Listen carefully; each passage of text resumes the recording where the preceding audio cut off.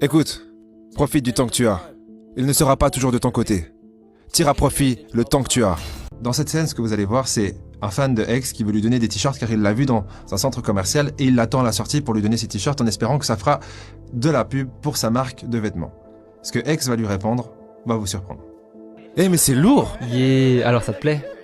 Mec, c'est pour toi. C'est à toi maintenant. J'apprécie vraiment. J'adore le W là dans le dos. Je pourrais promouvoir ce truc pour toi. On est ensemble. J'adore en tout cas l'effort. Pour de vrai. Merci mec. Tu prends ce que tu fais au sérieux. Ouais, c'est le cas. Ce genre de truc, ça peut t'emmener très loin. Ok, ouais. Ne te laisse pas attirer par quoi que ce soit qui est en dehors de ton esprit. Ok. Le plus de temps tu passes dans ton esprit, le plus profond ça deviendra. J'ai vraiment envie que tu te rappelles de ces mots. Parce que si ce n'est pas le cas, ça n'ira nulle part. Je vois. Tout ce qui est en dehors de ce que tu as planifié n'a pas d'importance. Ok. Tu dois rester sur ton chemin. Ouais, je ferai de mon mieux. Mec, j'apprécie tellement. Merci. Souviens-toi juste de ce que je t'ai dit et étudie les lois de l'univers. Les lois de l'univers. Ok. Va chercher la clé de la maîtrise. J'apprécie. Tout bon. Mais mec, quel livre tu lis? Le seul livre que j'ai lu qui m'en a appris plus que mon esprit sur mon esprit, c'était La clé de la maîtrise. Et c'était quand j'étais en prison. L'esclavage n'est plus physique de nos jours. C'est mental. En tout cas, en ce qui concerne le nouvel ordre mondial qui est apparu sous la forme électronique. Tu vois ce que je veux dire? Qui te prive de ton cerveau pour ce que tu pourrais l'utiliser. Ton cerveau n'est qu'un aimant qui attire ce que tu veux. Tu vois ce que je veux dire? C'est la loi de l'attraction, une loi de l'univers. J'étudie toutes les lois de l'univers. Et je les applique complètement.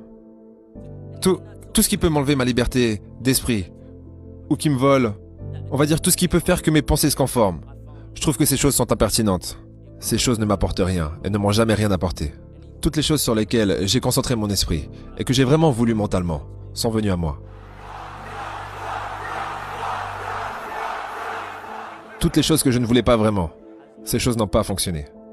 En vrai, la chose dont tu as besoin, c'est d'augmenter ton amour-propre. Tu dois augmenter la quantité de temps que tu passes avec toi-même.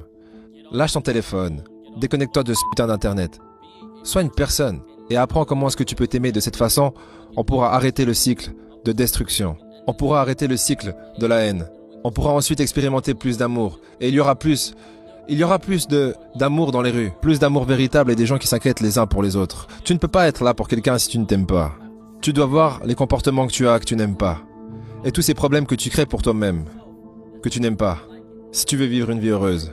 Tu n'es pas censé, lorsque tu te retrouves seul, commencer à te détester.